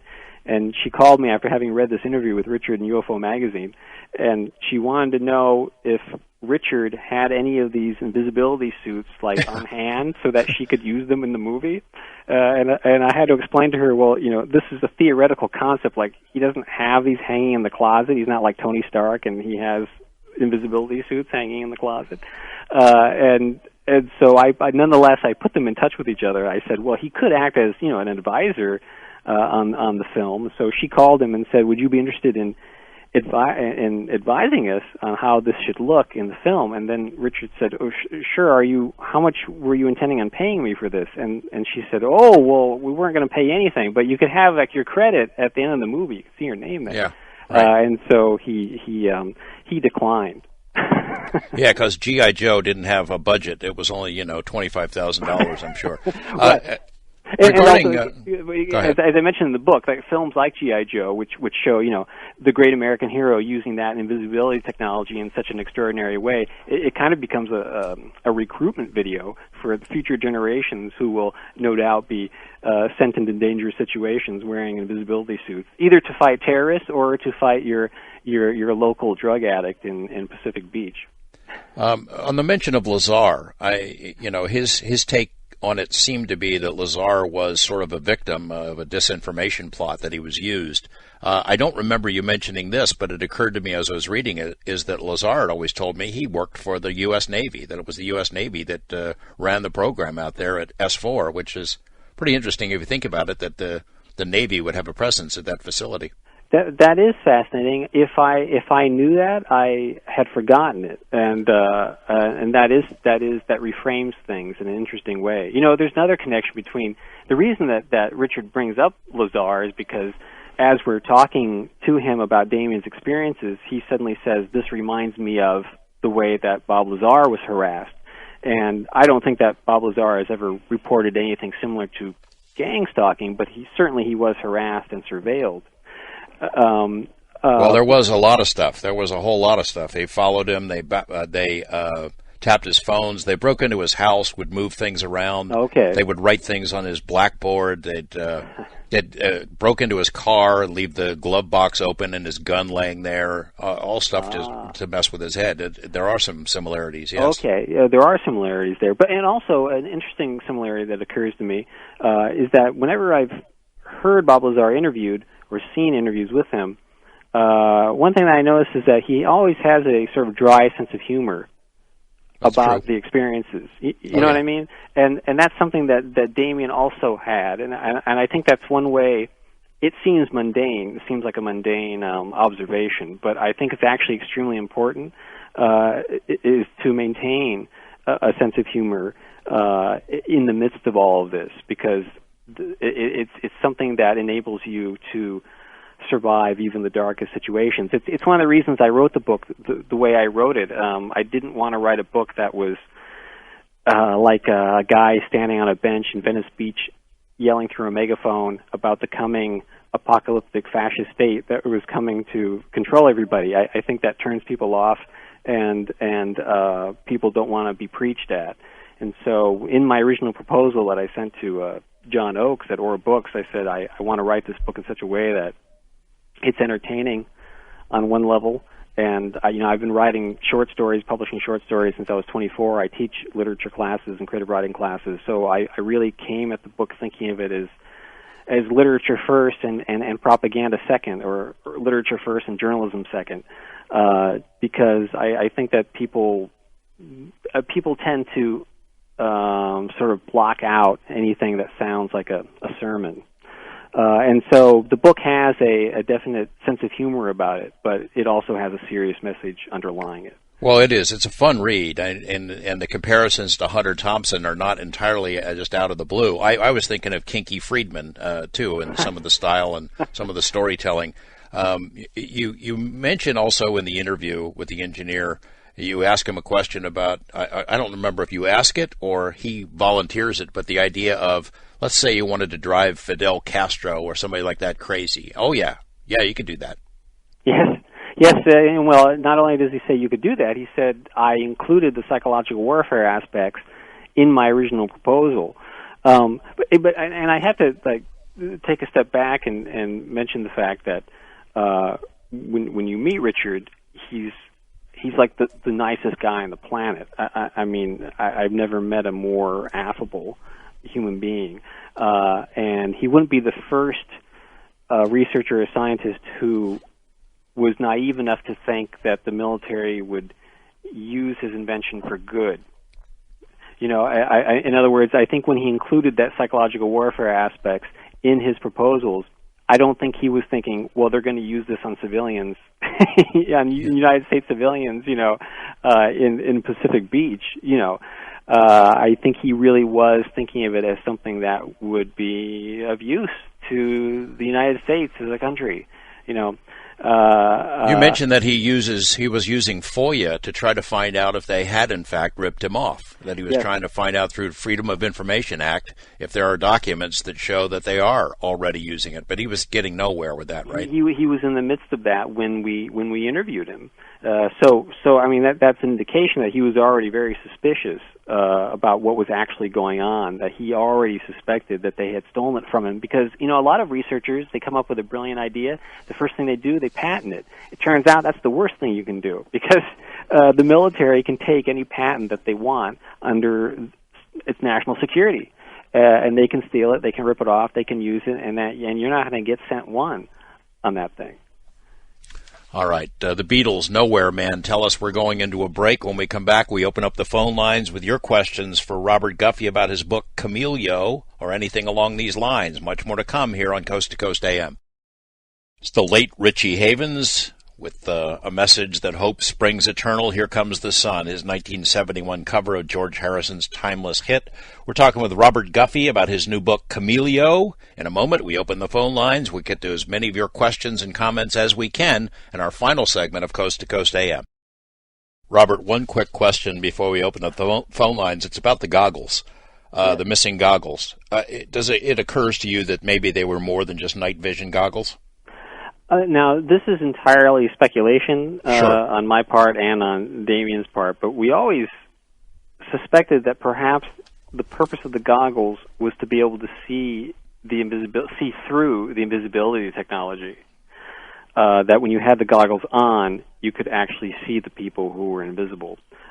Maybe that's just us trying to link up to unrelated events, but it seems rational in the sense of, why did they desperately want these things? They could not have been just normal night vision goggles. Why were they so obsessed with them? Yeah, it's the kind of thing where they probably throw away 100 pairs of those a day, just regular night vision goggles, or burn them in a pile somewhere. And they really wanted these back long enough to go after it for many, many months. Right. There had years. Yeah. Years. There had to be something special about it. Yeah. All right, let's take a couple of calls. First-time caller, Diane in California. Hi, Diane. You're on with Robert Guffey. Yes, I was just listening to your program, and I had a couple of questions. I went through about 4.5 years of some really crazy stuff in Simi Valley, California. And I was just wondering if you guys had ever heard anything about them doing things to people's eye. What are you talking about? Like, I went to an eye doctor once there, and I had the puff of air test, and the one that I took there was extremely painful, And then I kept feeling like there was something in my eye afterwards, and I could see like a shadow in the mirror by my eye, and I kept seeing like the kind of patterns that lasers make with little dots, and they make triangles. I kept seeing that pattern reflecting off of me and on the shower wall and mirrors and stuff sometimes, and I had a lot of things happen to me out there. I was just curious if you guys had ever heard anything about something like that. I have never heard of anything like that specifically from people who have contacted me. However, I will say that I wouldn't be surprised if people are being gang-stalked in Simi Valley. I think that you wouldn't have to do too much to stand out in Simi Valley.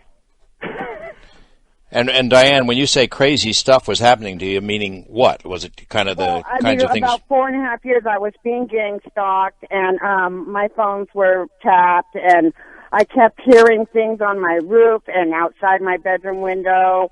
Every time I would come home, I would hear a certain signal. It was like a whistle. It would go,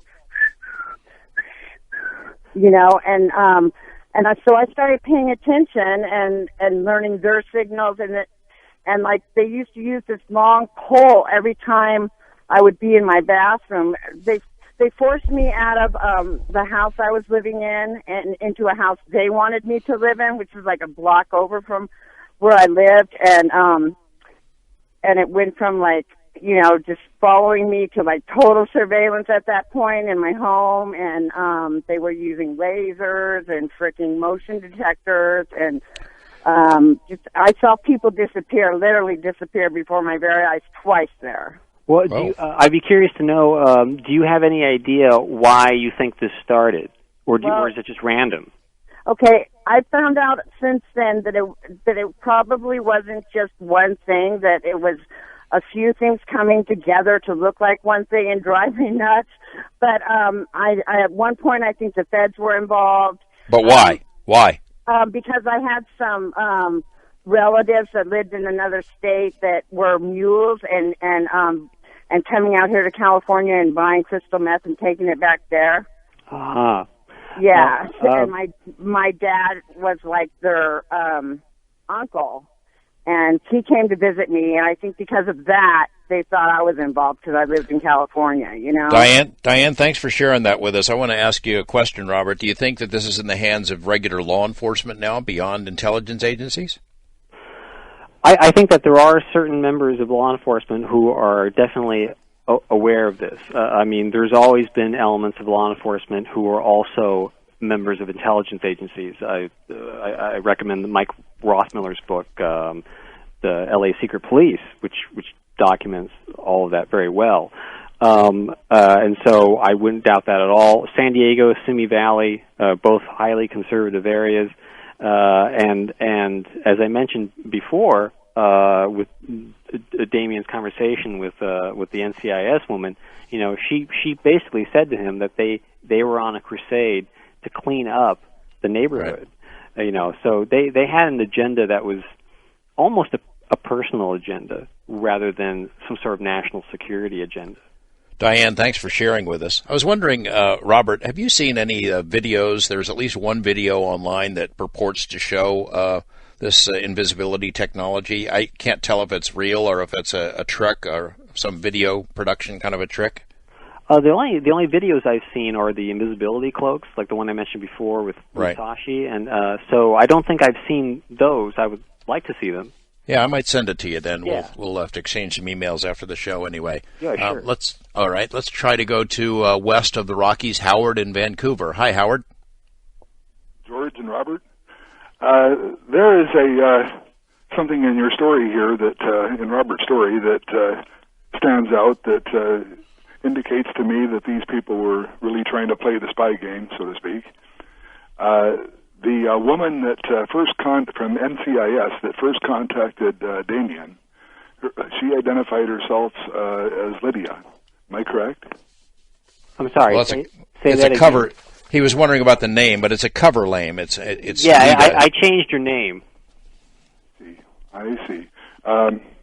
Well, what I was thinking is that Lydia, that's an unusual name to hear in this country. I do know, though, that the fiancée of Ian Fleming's name was Lydia St. Bartholomew. And she happened to be the assistant to the admiral that was in charge of the British naval intelligence during World War II. Oh, that's an interesting thought, Howard. But nope, it was Lita was the name, and it was something that Robert just assigned to it. But thank you for the thought. East of the Rockies, Bill in Westchester, New York. Hi, Bill. Yes, gentlemen, very interesting show. I would like to ask you a question about the cloaking technology in regard to the plane that disappeared in the Java Sea and the helicopters that were cloaked that were used to get supposedly kill Osama bin Laden, and relate that to the gentleman that did the missing 411, what is his name, Pallades, in our national forest, because after World War II, there was a program by the military to move certain labs, etc., into the national forests and to scare people off with a program, I believe it was called Operation Scarecrow. And the idea was to frighten the hell out of people, sorry if I use that word if it offends anybody, to keep them out of the national forest, because they can cloak things, and that's what I was about to say when I called up when Paulides was on the air, but you guys cut me off before I could finish this particular thought, that why these people are disappearing is this is a military intelligence operation, and they're actually experimenting on the American population, as they would be having a tendency to do if they could, and they are, and they may be scapping up people and murdering them in a program for some sort of military operation, biological or chemical, and I wonder if you could comment on that. To address the first part of your question, in Richard Schoengert's original proposal to the military, he specifically mentioned that you could, in fact, use this to cloak an entire battleship if you wanted to, an entire installation. And so when you ask, could it be used on a helicopter, absolutely. If you could use it for a battleship, you could use it for a helicopter. As for the missing 411 scenario, could this type of technology tie into that in any way? If it does, it's interesting speculation. That's about all I could say about it. It's an interesting thought. Yeah, I don't think we can put Robert on the spot for that. That's not his book. But thank you for the call, and it's an interesting idea. We're going to go to the wild card line. Jeff in Culver City. Jeff, good to hear from you. Yeah, how you doing, George and Mr. Guffey? Yes, earlier you mentioned that the worst one could do is patent an idea, especially if it's in the interest of the government or military. What would you suggest a person do if he or she has an idea that may be in the interest of these entities, and how could that idea be protected? And also, do you believe that the government has the ability to subject anyone to, or anything, in the process of invisibility, and then project that invisible or cloaked holographic image anywhere on Earth without that person's knowledge? Is that possible? Oh. Well, the first question, I would say the best way to protect it is to be public about it, because if you patent it, the law states that the military can take whatever they want and use it, and they don't have to ask your permission. So as Bob Lazar figured out, the best thing to do is to be public and in the spotlight. And then the second part of your question was, what was it? Was whether he was asking whether you think the same technology could be used to like project a holograph of somebody. I guess that's a little bit beyond your area. Well, you could absolutely project that there is a specific person. If you want to make it seem as if there is a person standing in your front yard, you could make it to order. Sure. Oh, well, and project it. I don't know. I wonder what the range is for something like that. I assume that would be possible simply because Damien was looking out his window and seeing Boris Vallejo 3 moon planets. So if they could project that outside the window, I'm sure they could project a specific person. Let's go to Matt in Raleigh, North Carolina. Hi, Matt. Good morning. Morning, George. Thank you for taking my call. Sure. I want to throw out a little mention of something you were talking about, the invisibility cloak. There's an episode of Future Fantastic, which was done on the Sci-Fi Channel by Gillian Anderson, in which they did a piece on that. Showed a clip of Predator, talked to some scientist, inventor, whatever he was, and then showed a clip of them doing a test of a mirrored suit that this guy was wearing. So that's out there. That's to add to what you were talking about. That what I wanted to get into was this. Okay. In 1982, my brother and I were in high school, decided to grow marijuana. And unbeknownst to us was the year that Reagan declared his war on drugs. So corn got to be 12 feet tall that year, small patch, 30 by 30. I was living 50, 60 miles outside Washington, D.C., rural farmland type land area. And as the corn got brown, the stuff was still green in the middle, and we started noticing these airplanes buzzing all the time, more frequent and more frequent as the time passed. Anyway, as time progressed, within the next 12 to 18 months, I noticed being followed by what appeared to be private aircraft following me. I would leave my house, go to my friend's house, go to another house, and so on and so on. They'd be following me. And it's like I noticed that. It almost seemed like when they noticed I noticed them, they would back off. And I only have a feeling it was because I'm not the only one that was doing it. A lot of other people were doing it that year. And whoever I was rubbing elbows with was rubbing elbows with, and so on and so on. And I think they were, looking into that stuff, obviously. A lot of strange things going on in the sky at night. Lights that just kind of sit there, look like a star, kind of bobble a little bit. And people, nobody that were my friends believed any of this stuff. They look at, it's just a star. And I'm standing there one night with my friend. His back is to the thing, and I'm standing there watching it. Smoked the cigarette outside his parents, because you can't smoke in the house. So I'm watching it. This thing's bobbling and pivoting just ever so slightly, but it bobbled a little more one time. And I said, look at that. And he looks up there and he goes, it's just a star. And that was actually after an incident where a private airplane at night with the lights off came through that area, noticed its point of where it was trying to go was a bonfire across the way. Things that you find out as time passes. Somebody was renting a farm and doing Hey, Matt, I'm sorry, man. We're getting a little bit far removed from the topic. I'm going to have to move on. I appreciate you calling in with your story, though. We're going to go to Tom in Taft, California on the wild card line. Hi, Tom. Hi, gentlemen. How you doing? Howdy. Well, I just want to say I've been involved in this program for about 14 years after falling out with a crime boss that I knew all my life. I can't mention any names, but I didn't know he was a crime boss until after my falling out with him, including my brother, too. And just to hit the nail on the head with a few things, you have General John Jumper, former Chief of Staff of the U.S. Air Force, who said, I predict we'll have the tools to make people see, hear, and believe things that do not exist. This is the former Chief of Staff of the U.S. Air Force. This guy didn't escape a mental institution.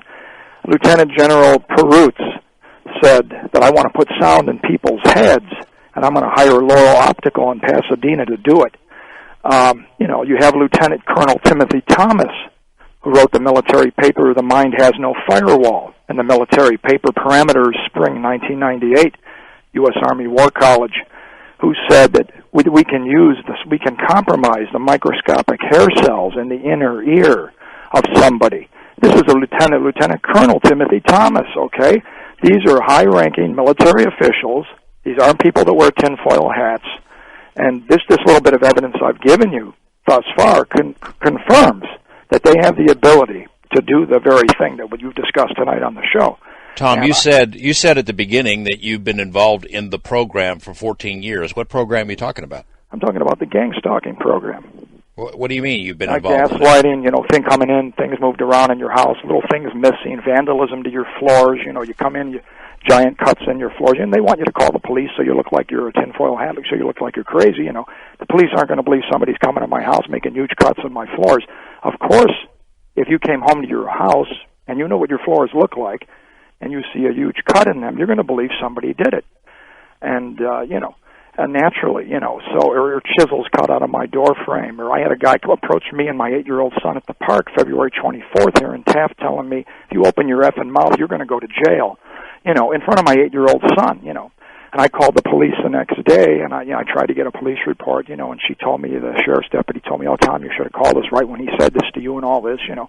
I've had a police car waiting at the bottom of my driveway, a highway patrolman. I took a picture of him on my cell phone. That picture's still on my cell phone. Let me ask you, Tom, because we're almost out of time, but let me ask you, do you have an idea why?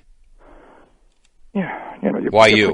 I have ringing in my ears. I suffer with tinnitus. I had to go on. Why? Why you? Why? I had a falling out with this individual I've known all my life, and he told me, Tom, don't be surprised by the time I'm done with you, they don't take you away in a straitjacket.